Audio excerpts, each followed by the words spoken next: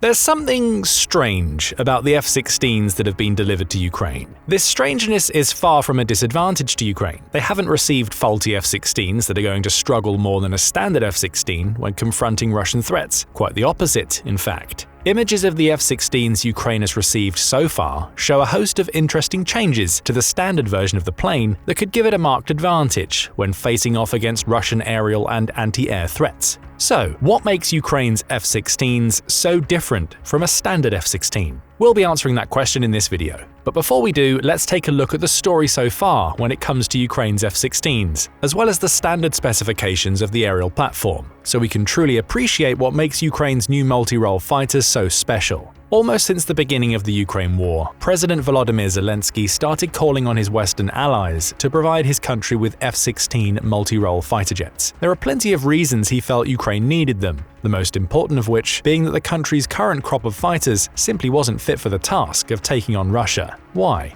All were Soviet-era platforms that had come from Russia during the days when Ukraine was part of the Soviet Union, with most falling well short of what Russia is capable of sending into the skies. Ukraine's stocks include 43 MiG-29s. While far from the worst aerial platform in the world, the MiG-29 was developed in the 1970s, along with the Su-27, of which Ukraine has 26. It ended service in 1983, almost a decade before the collapse of the Soviet Union, and was designed as a multi-role fighter capable of flying for almost 1,500 miles before needing to refuel. In addition to the MiG-29 and Su-27s, Ukraine had 12 Su-24s and 17 Su-25s, which are even older jets. You're likely already seeing a couple of problems with this fleet.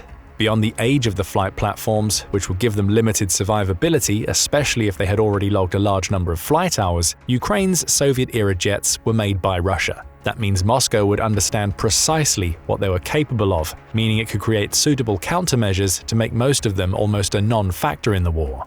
And that's what we've seen so far. Though Russia's attempts to establish aerial dominance have been faltering at best, with the country losing 368 planes so far, according to Ukraine's Ministry of Finance, Ukraine hasn't been able to counter that. It can't. Its platforms are too old and too familiar, meaning they've been relegated to serving an occasional defensive role against the Russian advance. Add to that the size difference between the country's air forces. Ukraine has around 72 fighter jets to Russia's 809, and you have a serious problem for Ukraine. It didn't have the quality of planes it needed, and frankly, couldn't compare to the numbers Russia could bring to bear. That's why Zelensky was so adamant that Ukraine needed the F-16s, which he viewed as being superior to almost anything Russia was fielding, as well as offering the versatility needed for Ukraine to establish pockets of aerial dominance. However, the US, which produces the F-16s, didn't want to send any. In February 2023, Slate published an article in which it explained the reasons why American President Joe Biden was so reluctant to send F-16s, or even approve the sending of these fighters by any other country. The first reason was practical. Ukraine simply wasn't ready to receive them.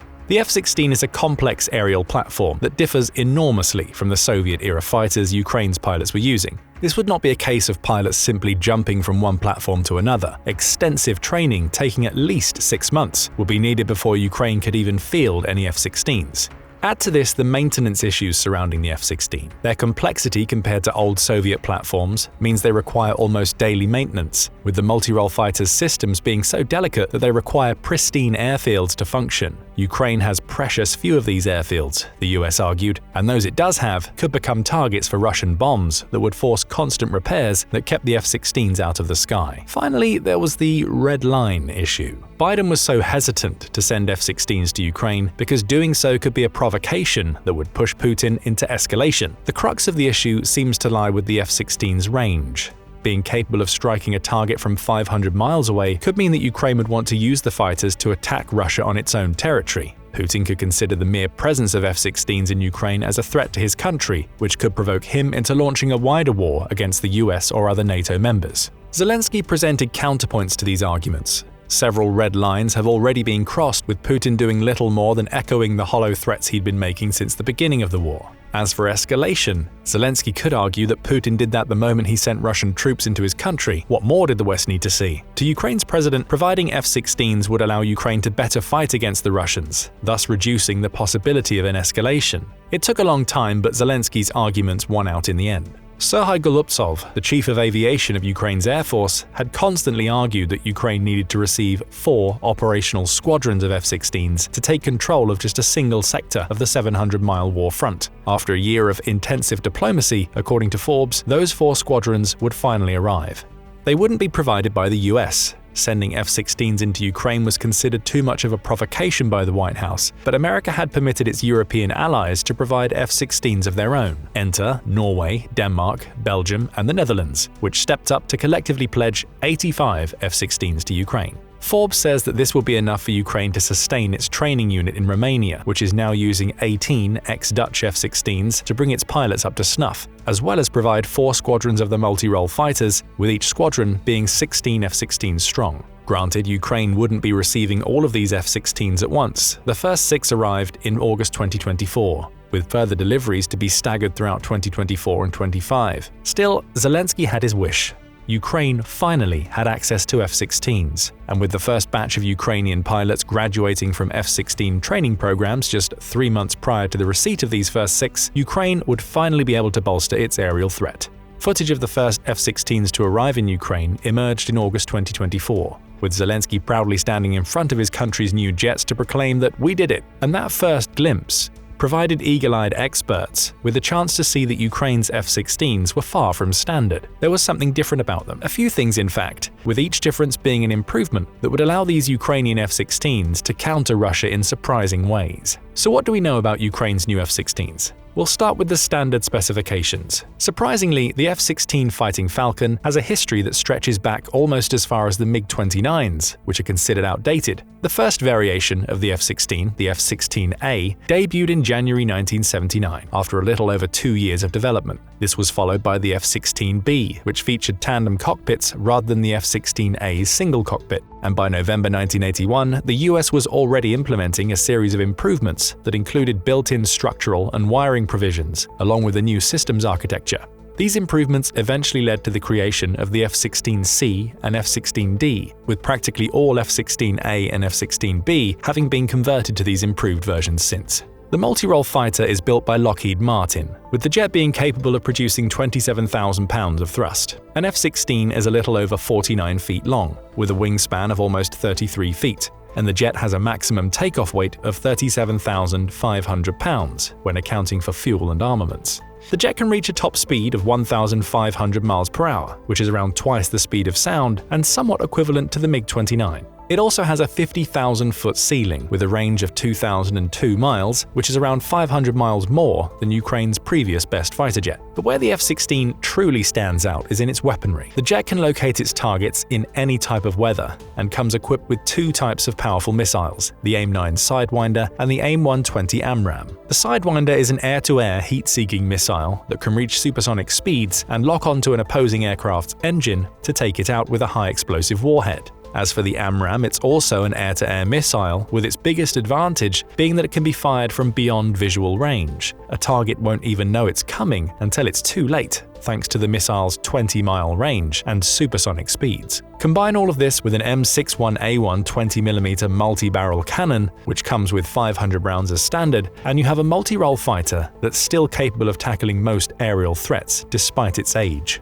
But that's all par for the course for the F-16. Ukraine's F-16s have all these features, but they also come packed with several others that make them very different from the standard American versions. You could even say that Ukraine has received F-16s on steroids, which brings us to the next part of the video. Just what makes Ukraine's F-16s so strange? We start with the pylons. On August 26, 2024, the Millennium 7 History Tech YouTube channel noted that examinations of the F-16s in Ukraine revealed they use 2 types of pylons. The first is the Pylon Integrated Dispensing System Plus, or PIDS Plus, with the other being the Electronic Combat Integrated Pylon System, or ECIPS Plus. The former appears to be mounted on the port side of Ukraine's F-16s, with the latter on the starboard side. On their own, these pylons aren't especially unique. They both appear to be upgraded over the older PIDS and ECIPS systems, but they serve a similar role. Both PIDS Plus and ECIPS Plus are installations that provide Ukraine's F-16s with additional capacity, adding extra tanks for fuel as well as guided weapons and a host of systems that improve the aircraft's operation and survivability. Both are military standard 1760 NATO compliant, which is essential for allowing the utilities stored in them to interface with the F-16. In other words, a lack of compliance means that Ukraine's F-16s would be unable to fire weapons or use any of the defensive systems that can be installed into these pylons. Each of these pylons provides either a 28-volt DC connection or a 155 to 200-volt AC connection,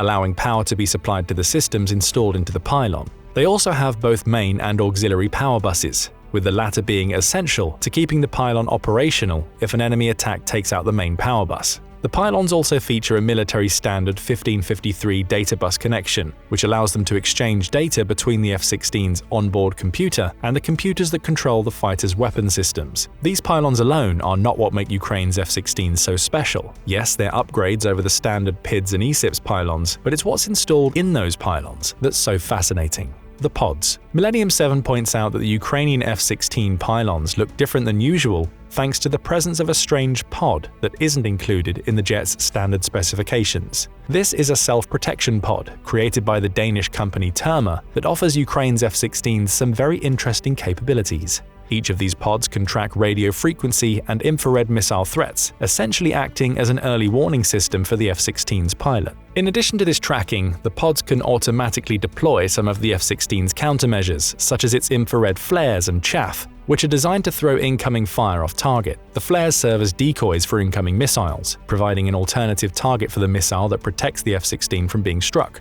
Terma's pods include these flares at the front and rear, allowing them to be deployed regardless of where a threat may emerge. As for the chaff, that involves a release of masses of glass fibers coated in aluminium that are ejected from cartridges before spreading throughout the air to confuse an enemy's radar system. They're vital when attempting to fly past anti-air defensive systems such as Russia's S-300 and 400. Neither countermeasures is new to the F-16. What is new is the automation that the Terma-made pods provide. At their heart lies the AN/ALQ-213 electronic warfare management system, which provides constant updates related to the health and status of the F-16s and automatically deploys the aircraft's countermeasures. Think of it as a management system that handles many of the F-16's defensive measures, allowing the pilot to focus on flying and striking the target. Best of all, the pods are small and lightweight. With a diameter of just 1 foot and being just 6.5 feet in length, they can easily be attached to the PIDs Plus and ESIPs Plus pylons without taking up room that could be used by other weapon systems and without adding unnecessary weight that could affect the craft's in-air survivability. In fact, a single pod weighs just 55 pounds, though this is without accounting for cabling and the countermeasure equipment loaded into the pod. Taken alone, these pods would already be useful additions to the F-16s.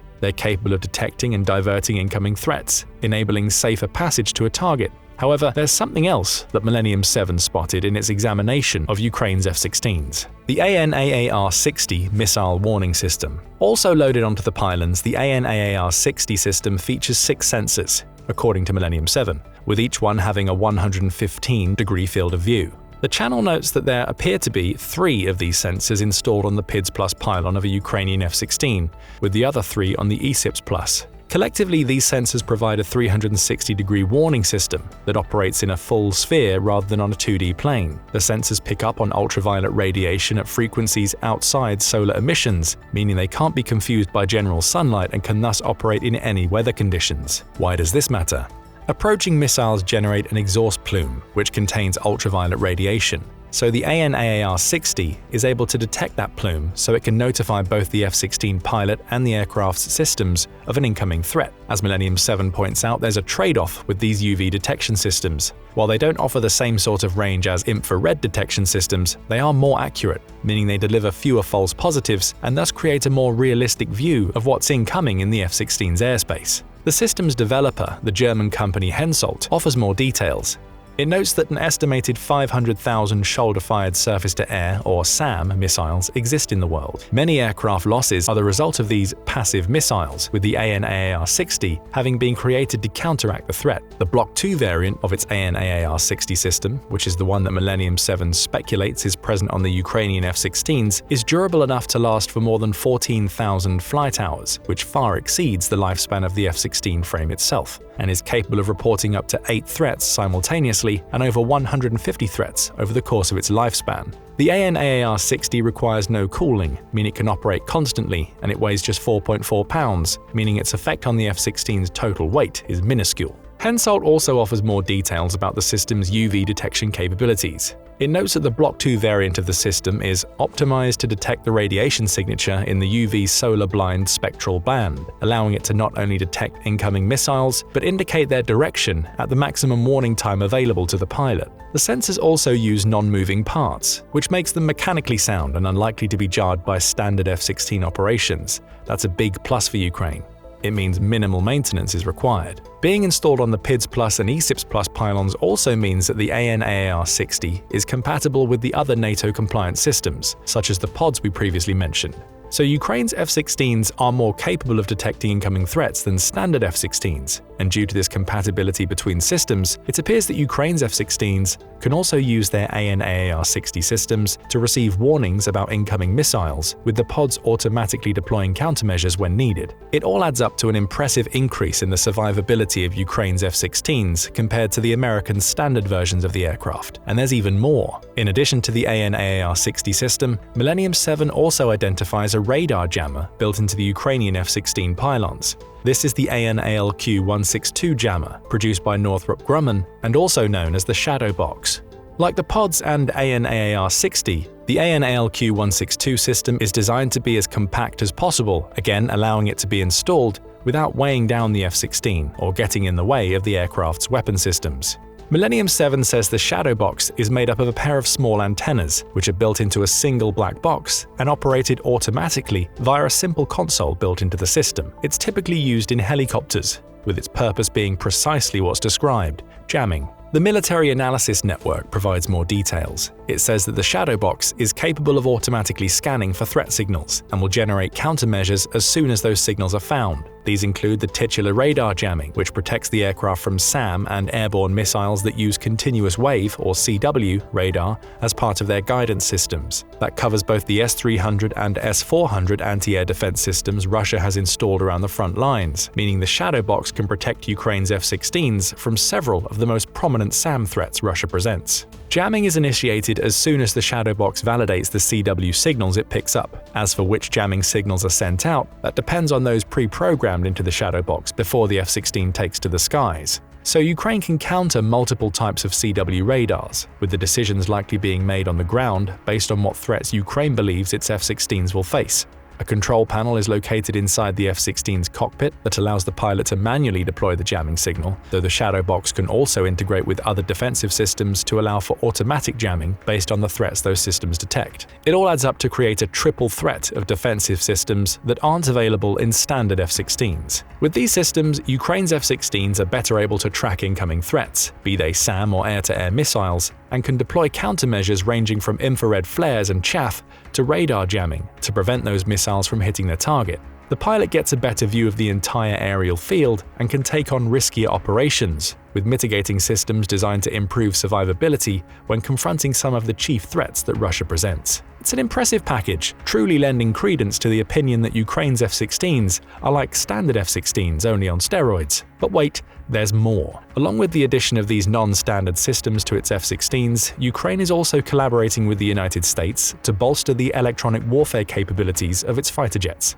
This is according to the Warzone, or TWZ, which published a report on August 26th claiming that Ukraine will start passing data generated by its F-16s to the US, with the latter then using that data to refine and improve the electronic warfare capabilities of both countries. TWZ said that the US is working alongside Norway and Denmark, both part of the consortium that provided F-16s to Ukraine, to pass through this data and enable reprogramming of the F-16 systems. Interestingly, the 68th Electronic Warfare Squadron, or EWS, which will be working on the project, says that the electronic capabilities being worked on aren't currently available in the US, so it appears that Ukraine and the US have a "we'll scratch your back if you scratch ours" relationship going. The data generated by Ukraine's F-16s will be useful to the US in developing this electronic warfare system, with Ukraine then benefiting from whatever the Americans come up with. It appears that whatever these electronic warfare concepts might be, they're going to be tied into the new systems installed in Ukraine's F-16s. The US Air Force says, relying on data provided by Denmark and Norway, then adapting new processes and approaches to the usual process, the team, referring to the 68th EWS, was able to understand the system and start their work.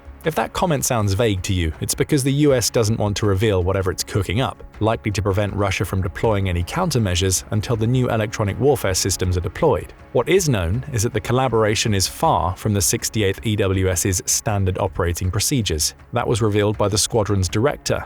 The fact that the team was able to figure out the system in 2 weeks and go in-country with a partner to develop a best-ever mission data file is unheard of, and is thanks to the talent here in the squadron and in the wing, the director claims. That claim only raises more questions about precisely what type of systems the US and Ukraine are developing for Ukraine's F-16s. TWZ has some potential answers. It points out that an electronic warfare system needs to be capable of detecting, categorizing, and responding to waveforms if it's to work correctly. To do that, it must pull from data built into the system's threat library. To counteract this, TWZ says operators using the sort of systems that electronic warfare attacks are supposed to counter have adopted systems of switching between operating modes and frequency bands, so those systems can't get a real read on what they're doing. On top of that, an electronic warfare system needs to be constantly updated as new threats emerge, with their databanks evolving periodically. That's where this collaboration may come into play. Ukraine's F-16s are gathering data that allows for the updating of America's threat libraries. But TWZ claims the US military has also been working on ways to automate and accelerate various parts of the reprogramming processes electronic warfare systems undergo. That automation would allow for the pushing out of upgrades far faster, with TWZ speculating that a good system might even be able to upgrade the systems of an aircraft that's already in flight. That is the Holy Grail, according to TWZ, an aircraft with an electronic warfare suite that can update in real time based on the data it's collecting about the enemy's systems. Why would that matter? Retired US Air Force Colonel Craig Arndl provided an anecdotal example in 2023 when speaking to Air Force Times. He brought up the idea of an American F-35 that encounters an SA-20, which is the NATO name for Russia's S-300 anti-air system, to explain the limitations in current electronic warfare suites. We're looking at an SA-20. I know it's an SA-20, Intel says there's an SA-20 there, but now my jet doesn't ID it as such because that SA-20 is operating potentially in a war reserve mode that we haven't seen before. The result is a jet that's unable to use its electronic warfare suite to counteract the threat the SA-20 presents at the time. However, the F-35 can flag the object for troops on the ground, the colonel says, who can update and reload the data into the jet, so it's capable of understanding what it's looking at and how to geolocate the threat. That would be close to the Holy Grail TWZ describes, with the only possible improvement being the elimination of the manual updating and re-uploading process so that the F-35 systems can adapt to the SA-20 in real time. Could that be what Ukraine and the US, along with Denmark and Norway, are working on for the Ukrainian F-16s? Right now, it's too early to tell. What we can say for certain is that Ukraine's F-16s are strange in the sense that they incorporate a variety of defensive systems that aren't seen in standard F-16s. The combination of those systems already improves the aircraft's survivability, but if work is in progress to create the Holy Grail of electronic warfare systems at the same time,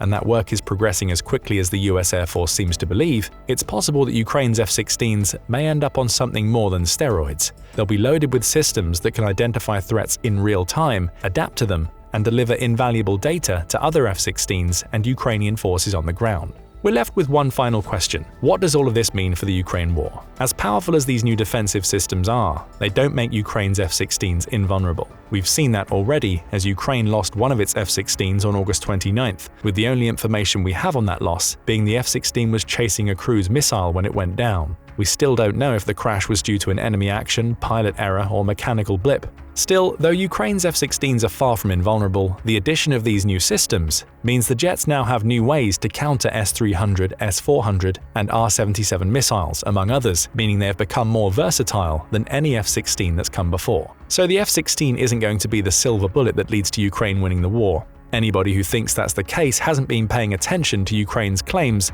that it needs F-16s to create small pockets of aerial domination across the front lines. However, with these new upgrades, Ukraine has F-16s that pack the same offensive punch as always, while being more capable of defending themselves against the weapons Russia is most commonly using to deal with aerial threats. And if the Holy Grail of electronic warfare systems can be added into the mix, we may see Ukraine's souped-up F-16s making massive dents into Putin's war efforts once more of them arrive. But what do you think about the strange F-16s Ukraine has received from its European allies? Are their defensive countermeasures enough to protect them from Russia's anti-air defenses? Or is it a case of adding a few shiny baubles to an aerial platform that's already showing its age? Share your thoughts in the comments, and thank you for watching the video. Now go and check out Ukraine strikes deep into Russian territory, or click this other video instead.